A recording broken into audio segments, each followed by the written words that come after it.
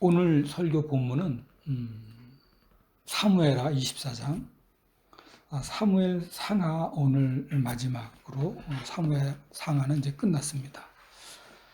그런데 오늘 이 24장은 없는 장이에요.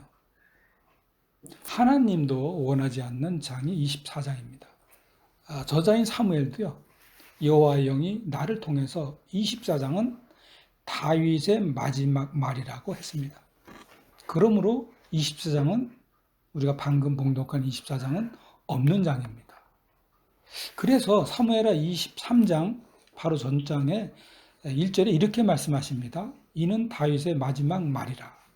이새의 아들 다윗이 말하며. 그리고 2절 그 다음 절에 보면 사무엘이 이렇게 말했어요. 여호와의 영이 나를 통하여 말씀하시며 그의 말씀이 내 혀에 있도다. 여러분도 여호와의 영이 여러분을 통해서 말씀하시고 여러분의 혀에 여호와의 말씀이 늘 있으셔서 여러분과 여러분 가정의 평강 그리고 평화가 함께 하시길 축복합니다. 사무엘하 1장부터 22장까지는 하나님은 다윗을 모든 족속들과 싸움할 때마다 승리를 거두게 해주셨어요. 그리고 23장 1절부터는 모든 전쟁마다 다윗이 승리하게 해주셨는데 정말 다윗에게는 절대로 말도 하지 못할 정도의 위대하고 굉장한 싸움의 용사를 하나님께서 주셨습니다. 에센 사람 아디노라고 하는 자는요, 한 번에 800명을 죽이는 용사였어요. 거기다가 하나님은 칼자루를 건성으로 잡고 있을 뿐인데도 싸움에서 승리를 안겨주신 분이 있어요. 또 30인의 특별 부대로 주셨습니다. 지금은 지금 이 용사들을 주신 거는 하나님이 23장 1절부터 계속 나오는 내용이에요. 거기다가 다윗이 전쟁 중에 적진 안에 있는 그 물이 먹고 싶다고 하니까 부하들이 적진을 뚫고 들어가서 물을 가지고 오는 그런 충성스러운 용사까지 하나님이 다윗에게 주셨습니다. 오죽했으면 이렇게 목숨 걸고 적진에서 떠가지고 물을 하나님한테 기도를 이렇게 합니다. 하나님 이 물 절대로 먹을 수가 없습니다. 할 정도였으니까요. 그리고 23장 바로 전장 마지막 절에 하나님이 주신 용사들을 계속해서 열거를 하셨어요. 이렇게 하나님의 은혜를 다 열거하신 후에는 다윗은 물러나고 그 유명한 자신의 아들 솔로몬에 대한 이야기가 나와야 합니다. 그런데 다윗은 하나님의 은혜에 감사하면서 23장에서 마무리를 못 짓습니다. 여러분, 저는 오늘 본문 24장을 정말 계속 읽고 계속 또 읽고 또 읽었는데요. 그런데 이 없어져야 할 24장을 보면 볼수록 그렇게 봉독할 때마다 나는 사실 다윗만한 인물도 못 되는데 어떻게 하나님께 감사하면서 내 아들, 손자에게 믿음의 유산을 잘 넘겨줄 수 있을지 정말 한 걱정했습니다. 여러분은 매일의 삶을 살면서 하루를 어떻게 마무리하시는지요? 그 하루가 모여서 결국 여러분도 여러분의 자녀들에게 돈을 물려줘서 한바탕 싸움을 벌어지게 하시겠습니까? 아니면 무엇보다도 믿음의 유산을 먼저 물려줘서 수많은 재산을 물려줘도 화평하고 아름다운 우애가 넘치는 형제 자매가 되는 자손으로 만드시겠습니까? 없어도 되는 오늘 이 본문 24장을 만들어낸 그 다윗을 통해서 하나님이 주시는 그 은혜를 입으시고 여러분도 다윗처럼 비록 24장과 같은 실수를 했어도 믿음의 유산을 남기는 그런 아주 귀한 여러분 되시기를 축복합니다. 모든 전쟁에서 승리한 이스라엘 백성과 다윗은 이 승리는 나의 것이다. 이런 욕심을 내기 시작합니다. 하나님을 믿고 있는 사람들이 이렇게 욕심내면 이런 특징이 있어요. 하나님은 믿지만 자신의 힘을 더 믿어요. 결국 하나님을 믿는 거 아니죠. 돈을 신뢰하고 더 나아가서 돈을 사랑하게 됩니다. 이제부터는 돈을 벌어서 힘을 발휘하려고 합니다. 힘으로 사람을 지배하고 깔보고, 이쯤 되면 안 믿는 착하게 사는 사람보다 더 나쁜 사람이 됩니다. 지금 현실은 하나님을 믿는 사람들에게 이렇게 말해요. 믿는 사람이 더 한다고 합니다. 믿는 사람이 더 구두쇠라고 합니다. 믿는 사람이 길에서 야채 살 때 더 깎아요. 제발 나누시고 베푸시고 조금 손해 보세요. 알면서 손해 본다는 것은 미련하게 속는 게 절대로 아닙니다. 그러면 하나님은 미련합니까? 미련하셔서 우리를 알면서도 속아주십니까? 아니잖아요. 주님처럼 자녀들에게 알면서 눈 감아주세요.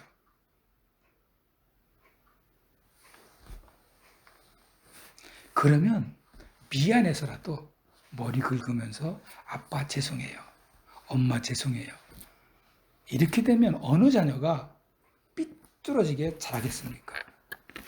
주님처럼 알면서 속아주시고, 주님처럼 희생해주시고, 주님처럼 친절하시고, 주님처럼 강한 자에게는 강하고 약한 자에게는 연약하시고, 주님처럼 사랑하시는 여러분 되시기를 다시 한번 축복합니다. 그렇다면 여러분, 다윗이 욕심을 낼 때 하나님은 어떻게 하셨을 것 같으세요? 부자와 거지 나사로를 말씀하신 예수님이 그 답을 주십니다. 욕심 가득한 부자는 그냥 내버려 두셨다 입니다. 예수님이 부자를 혼내셨다거나 그 부자의 영혼을 깨우셨다거나 그런 말 하지 않고 그냥 그 부자가 바로 지옥에 간 것만 말씀하십니다. 저는 여러분이 그런 부자가 안 되시길 바랍니다. 차라리 큰 물고기 속에 들어갈 망정 구원받은 요나가 되시길 축복합니다. 그렇기 때문에 하나님은 다 내 거야, 다 내가 했어, 응? 이렇게 욕심을 내는 다윗을 보시고 사탄이 시험하는 것을 어떻게 했어요? 하나님이 허락하셨어요. 하나님이 안 막았어요. 그래서 절대로 있으면 안 되었던 그 24장, 오늘 본문을 읽게 한 그 인구조사입니다.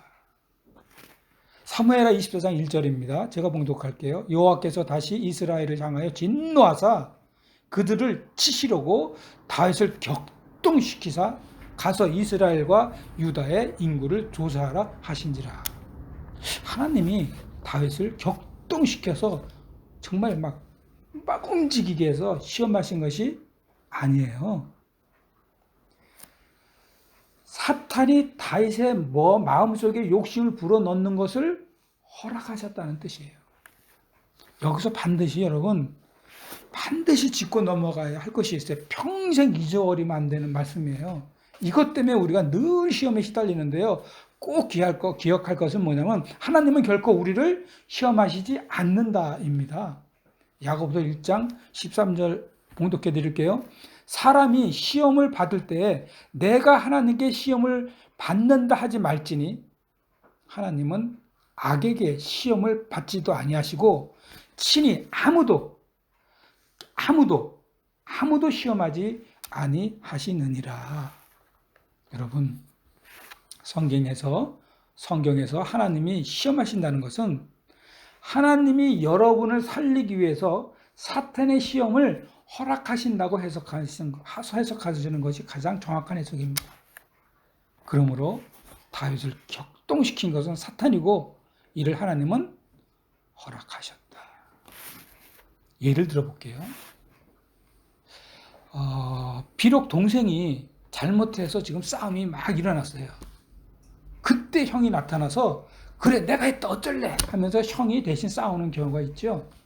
그때 그 형의 마음은 동생을 역성 들리려고 거짓말로 말한 거예요. 마찬가지로 하나님도 다윗이 죄 짓는 것이 마음이 너무나 아프니까 사탄에게 시험당해서 넘어가는 다윗을 향해서 그래 내가 내가 다윗의 마음을 격동시켰다 어쩔래 이런 뉘앙스예요. 가슴 아픈 마음으로 말씀하신 그런 뉘앙스예요. 그런데 이상한 게 있어요. 왜? 자, 여기까지는 잘 이해가 됐는데 하나님은 막으시지 않고 사탄의 시험을 허락하셨는가입니다. 그것은 다윗과 이스라엘의 영혼이 잠들고 있었기 때문입니다. 다윗도 그 영혼이 잠들었고요. 이스라엘 전체가 다윗이 잠드니까 윗물이 더러우니까 아랫물은 영락없이 더럽죠. 잠들고 있기 때문이에요. 그 영혼이. 여러분, 믿음이 없는 사람은 죽은 영혼이고요. 믿음이 있는 사람에게는 그 영혼이 잠들 때가 있는데 그때가 바로 사탄이 여러분의 마음에 들어와서 유혹할 때예요. 그때가 바로 우리가 잠깐 나의 영혼이 잠든 때입니다. 그러므로 그 잠든 영혼을 깨우시기 위해서 하나님은 어떻게 하셨을 것 같으세요? 여러분 그렇다면 자 이스라엘과 다윗의 잠든 영혼을 어떻게 깨우셨을까요? 본문 사무엘하 24장 15절 본문 15절입니다. 최욱이 집사님이 봉독합니다. 사무엘하 24장 15절입니다. 15절 이에 여호와께서 그 아침부터 정하신 때까지 저녁권을 이스라엘에게 내리시니 단에서부터 브레세바까지 백성의 죽은 자가 7만 명이라. 아멘. 여러분 단 3일 하루 이틀 사흘 딱 3일 만에 전염병으로 이스라엘 백성이 자그마한 이제 7만 명이 죽어나갔어요. 너무나 놀란 다윗은요 병사를 이끌고 말을 타고 성을 돌면서 기가 막혀서 말이 안 나왔어요. 여기저기서 신음하는 백성들이 계속해서 죽어나가고 있는 것이에요. 어린아이가 죽고 엄마가 죽어나가고 아버지가 죽어나가고 나이든 사람이건 늙은 사람이건 어린아이건 계속 죽어나가는 것을 다윗이 계속 보는 거예요. 여러분 실감나지 않아요? 우리도 코로나로 사람들이 얼마나 많이 죽은지 몰라요. 사람이 모이면 안 되기 때문에 부모님의 장사도 치르지도 못하고 부모님을 보내는 자녀가 얼마나 그때 많았습니까? 유럽은요 시체가 너무 많아서 관 없이 묻는 사태가 막 일어나는 그러한 상황이 텔레비에 엄청나게 나왔잖아요. 이 광경을 직접 목격한 다윗은 눈앞이 캄캄했어요. 그러나 여러분 이걸 잘 아셔야 해요. 하나님은 다윗보다 더 괴로우셨다. 우리는 이런 사태가 일어나면 그냥 내 마음만 아픈 것만 생각하지 하나님의 마음을 헤아릴 줄을 전혀 몰라요. 얼마나 괴로우셨으면 직접 천사를 향해 이렇게 말씀하십니다. 사무엘하 24장 16절입니다. 김은수 집사님이 봉독합니다. 천사가 예루살렘을 향하여 그의 손을 들어 멸하려 하더니 여호와께서 이 재앙 내리심을 뉘우치사 백성을 멸하는 천사에게 이르시되 조카다 이제는 네 손을 거두라 하시니 여호와의 사자가 여부스 사람 아라우나의 타자 악마당 곁에 있는지라. 아멘. 아유 너무 잘 읽으셔서 고맙습니다. 자식은 부모의 마음을 솔직히 죽을 때까지 몰라요. 절대로 몰라요. 마찬가지로 사람은 하나님의 마음을 절대로 모릅니다. 해석도 안 돼요. 그러나 우리는 성경을 통해서 하나님의 그 깊은 마음을 알 수가 있는데 아주 그 많은 것 중에 딱 하나만 말씀드릴게요. 이사야 54장 8절입니다. 내가 넘치는 진노로 자 하나님이 너무너무 화가 나서 심판하고 싶을 정도로 지금 화가 나 있는 겁니다. 내 얼굴을 내게서 잠시 가리웠으나 자 그렇지만 그것도 아주 잠깐뿐이라는 얘기죠. 영원한 자비 끝없이 봐주고 용서해주고 영원한 자비로 너희를 긍휼히 여기리라. 불쌍하게 여기겠다는 거예요. 그리고 내가 한 말이다. 전능하신 내가 약속한다. 이렇게 말씀하십니다. 내 구속자 여호와께서 말씀하셨느니라 이렇게 말씀하셨습니다. 이 마음이 하나님의 마음입니다. 여러분, 본문에서 하나님이 재앙 내리심을 뉘우치셨다 표현한 것은 그만큼 가슴이 아프시다는 말씀이에요. 전능하신 하나님은 실수가 없으신 하나님이시기 때문에 뉘우칠 일이 없어요. 그러나 뉘우치실 만큼 가슴이 찢어지게 아프셨고 다윗과 이스라엘을 불쌍한 마음으로 보고 계신다고 하셨어요.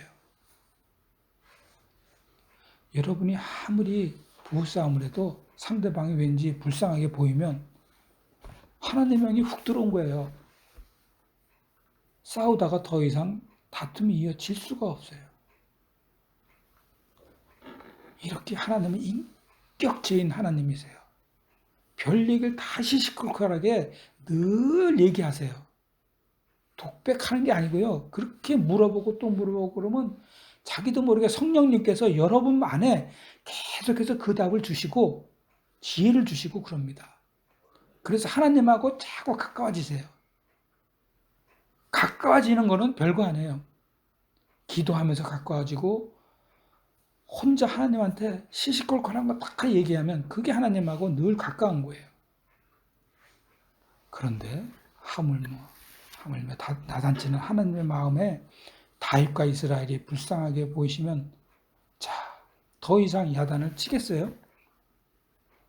그래서 하나님이 친히 천사에게 이 재앙을 멈추라고 하신 거예요. 여러분, 지금 아무리 힘들어도 죽을 것 같아도 하나님은 우리를 늘 불쌍히 보아주시는 분이세요. 어느 곳에 있든지 어느 상황에 있든지 우리를 긍휼히 불쌍히 여기시는 하나님께서 함께 하심을 확실하게 믿으세요. 그렇기 때문에 절대로 기죽지 마세요. 아브라함이요, 꼭 죽을 것 같아가지고 비가 1, 2년도 아니고 계속 비가 안 오니까 죽어나가는 사람이 있잖아요. 굶어서. 그러니까 어떻게 했어요? 애굽으로 내려갔어요. 그래서 아내 빼앗길 뻔했잖아요. 그러나 어떻게 됐습니까? 오히려 부자가 돼서 가나안으로 돌아가게 해주시는 하나님이세요. 그러므로 담대하세요. 하나님 때에, 여러분의 때가 아니고 하나님 때에 아브라함처럼 어마어마한 부자가 돼서 다시 돌아오게 해주시는 분이 하나님이세요. 우리 할아버지, 할머니, 여러분의 할아버지, 할머니, 그리고 부모님들 정말 매일 울면서 기도했어요. 얼마나 기도했는지 몰라요. 제발 우리 아들 대학교에 붙게 해달라고. 그때요, 입학금이 없는데도요, 대학교 다 시험 봤어요. 그 대학 등록금 못 내는 거 뻔히 알면서도 그래도 어머니들은요, 대학교 붙게 해달라고 그 추운 날 기도했어요. 올랑간 우리 아들 살려달라고요. 얼마나 기도한지 몰라요. 월급이 안 나오는데 제발 월급 나오게 해달라고 그런 기도도 했어요. 그리고 6.25 때는요, 다시는 전쟁 나지 않게 해달라고 그렇게 새벽 기도하면서 울부짖으며 하나님께 기도했어요. 그런데 여러분, 다 하나도 안 빠지고 다 하나님의 때에 다 이루셨어요. 이제는 어떻게 됐습니까? 올랑갔던 그 아들이 지금 잘 살고 있어요. 이제는 대학교 붙여달라고 했던 그 아들이 유학 가서 뉴욕 변호사가 되었잖아요. 월급 달라고 그렇게 기도했던 아버지의 그 아들이 월급을 주는 사람이 됐잖아요. 그런데 그 절박했던 새벽 기도와 울부짖었던 우리 할아버지, 할머니, 어머니, 아버지들의 기도가 계속 이어지지 않고 있습니다. 왜요? 왜 그래요? 이제는 이 모든 성공이 하나님의 은혜가 아니다. 내 힘이다. 내가 했다. 내가 노력했다. 땀 흘려서 했다. 욕심이 들어왔기 때문에. 그러면 하나님이 어떻게 하실 것 같으세요? 다윗처럼 고난을 내리실까요? 아닌가요? 차라리 다윗과 같아야 합니다. 왜냐하면 그래서 잠든 영혼이 깨어나기 때문입니다. 다윗 뛰어 아뜨가 하면서 다윗의 영혼이 깨어난 거예요. 영혼이 깨어난 다윗이 제일 먼저 무엇을 본 줄 아세요? 본문 24장 17절입니다. 우리 김서진 어린이가 17절 봉독합니다. 다윗이 백성을 치는 요거 17절입니다.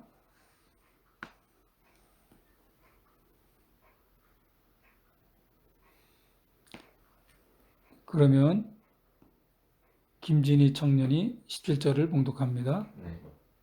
다윗이 백성을 치는 천사를 보고 곧 여호와께 아뢰어 이르되 나는 범죄하였고 악을 행하였거니와 이 양 무리는 무엇을 행하였나이까 청하건대 주의 손으로 나와 내 아버지의 집을 치수소하니라. 아멘.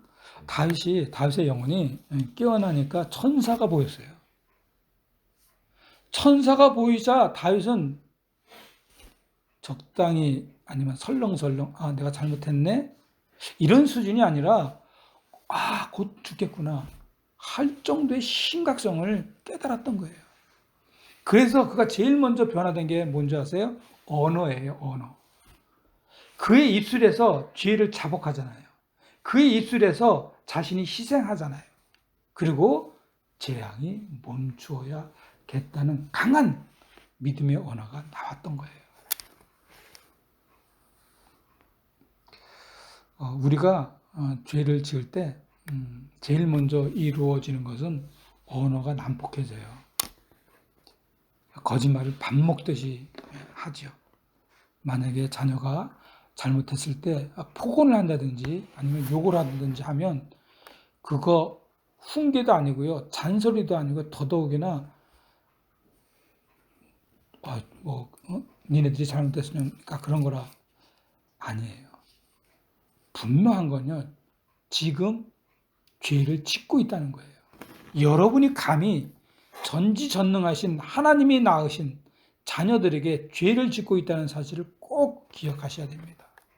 그러나 다윗처럼 자신의 잘못이 깨달아져서 우리의 영혼이 깨어나는 순간 우리의 언어도 함께 깨어납니다.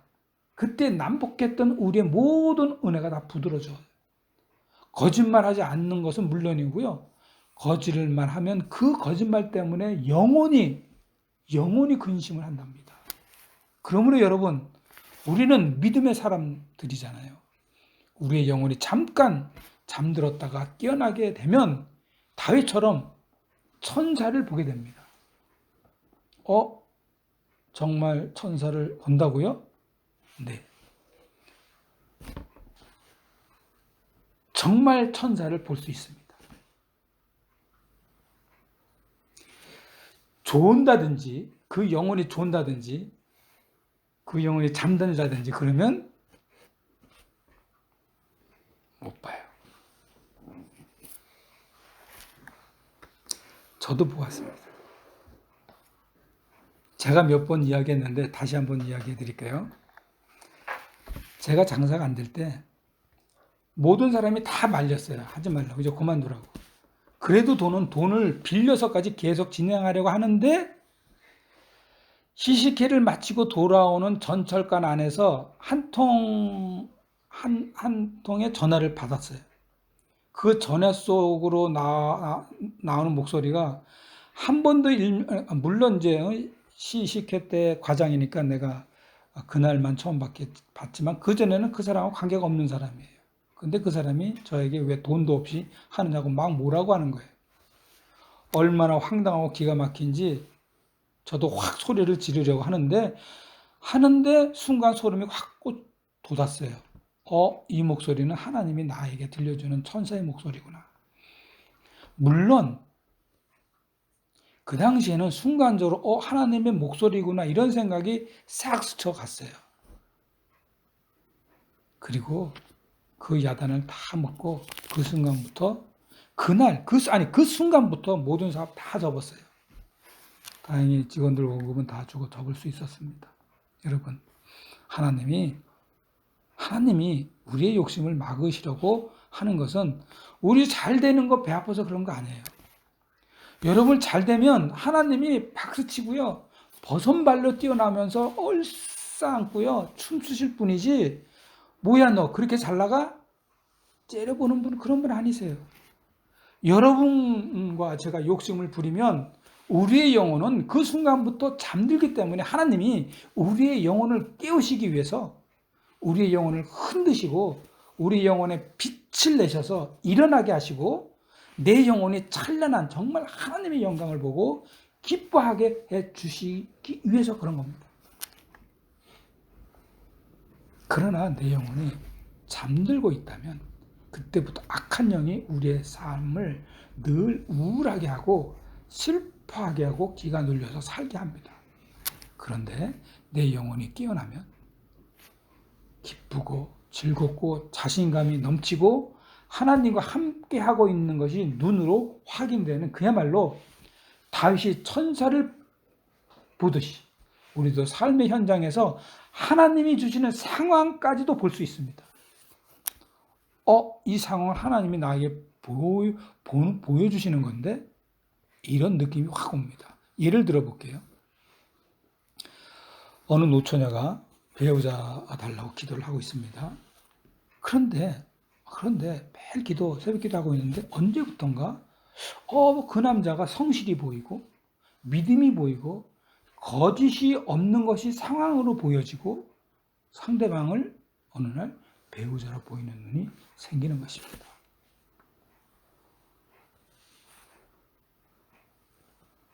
그리고 잠든 영혼이 깨어나면 삶의 현장에서 하나님의 음성까지도 저처럼 들을 수가 있습니다.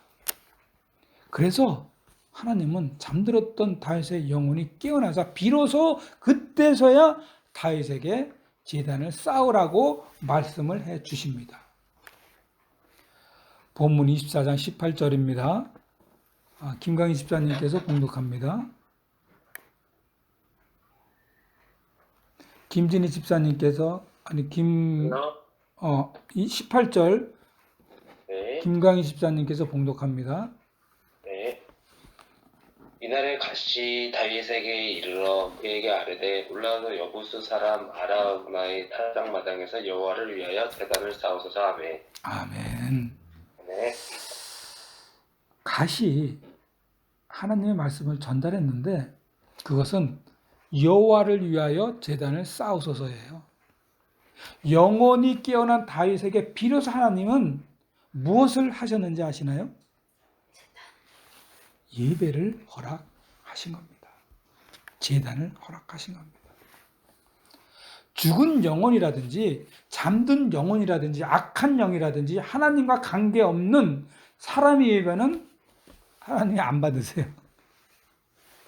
다시 말씀드려서 하나님이 없는 사람들이라는 것이죠. 가인이 아벨을 죽인 것은 하나님이 자기 예배를 받지 않아서예요. 그러나 아벨은 인류 최초로 예배를 드리다 죽은 순교자가 됩니다. 지금도 가인과 같이 죽은 영혼, 잠든 영혼의 예배는 받지 않으십니다. 죽을 망정 깨어있는 예배를 드리는 것이야말로 최고의 복이고 하나님의 선택받은 영혼들입니다. 지금 우리가 드리는 예배는 하나님께서 우리를 지켜주시고 함께해 주시고 사랑해 주시는 복을 받는 감사로 드리는 예배입니다. 아멘. 그러므로 지금 이 예배 가운데 임재하신 여기 지금 현재 우리의 마음과 우리의 환경과 우리의 모든 것과 함께 임재하신 하나님과 함께 기쁨이 넘치고 사랑이 넘치고 믿음이 넘치는 여러분의 되시길 축복합니다.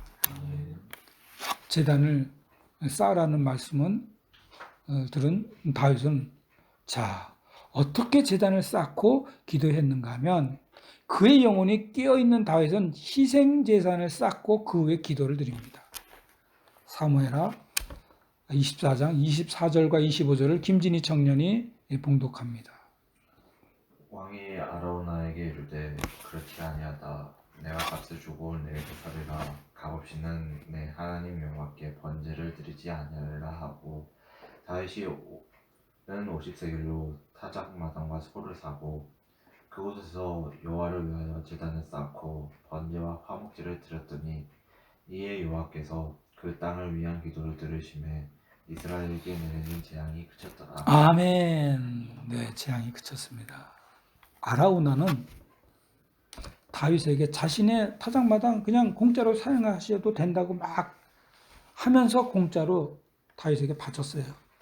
그러나 다윗은 하나님께 드리는 제단을 공짜로 사용해서 제사를 지내는 것은 힘 안 들이고 나의 노력은 전혀 없이 남의 손에 빌려서 드릴 수 없다는 것이죠.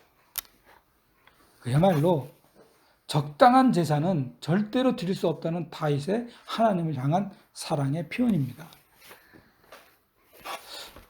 예를 들어서요, 결혼하게 되는 남자가요, 아무런 노력도 없이 여자한테 결혼하자고 하면 그런 결혼 승낙할 여자가 있을까요? 하나님께서 아무런 노력도 없이 그냥 공짜로 드리는 예비를 받지 않으실 것이라는 것을 다윗은 너무나 잘 알았던 거예요.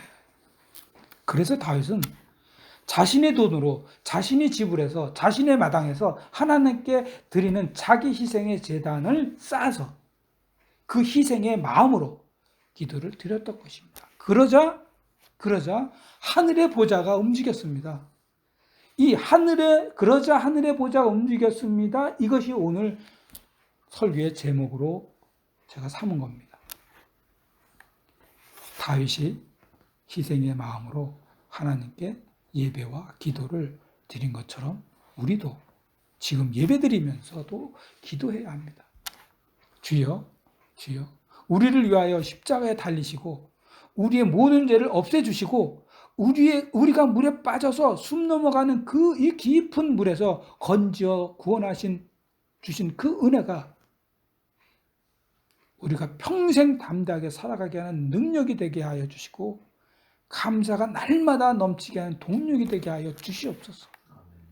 주여, 우리의 입술로만이 아니라 마음뿐만이 아니라 이 헌금, 이 시간, 이 재능, 이 헌물로 주님의 사역을 위해서 다 내어놓습니다.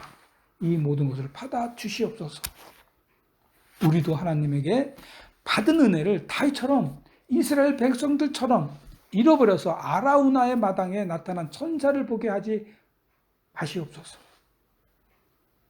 오직 마리아가 보았던 가브리엘 천사의 기쁜 소식만을 듣고 그 복음을 전하는 하나님의 종이 되게 하옵소서. 사랑하는 가족, 성도 여러분, 그래서 하늘 보좌도 움직이게 한 헌신의 예배와 기도를 드리는 저와 여러분이 되시길 주님의 이름으로 축원합니다. 아멘. 다 같이 기도하겠습니다. 자비와 능률이 많으신 하나님 아버지, 등불을 들고 신랑을 맞으러 나간 10처녀 같게 하셔서 우리의 영혼이 잠들지 않도록 깨어있게 하여 주시옵소서. 아멘. 공짜로 남의 것으로 적당히 드리는 예배가 되지 않고 하늘 보좌를 움직이게 한 온전히 나의 것으로 시간과 헌물과 헌금으로 드리는 참 예배를 드리게 하여 주시옵소서. 그래서 하나님께 감사가 넘치고 기쁨이 넘치는 저희들의 삶과 인생이 될 수 있도록 도와 주시옵소서. 예수님의 이름으로 기도드립니다. 아멘.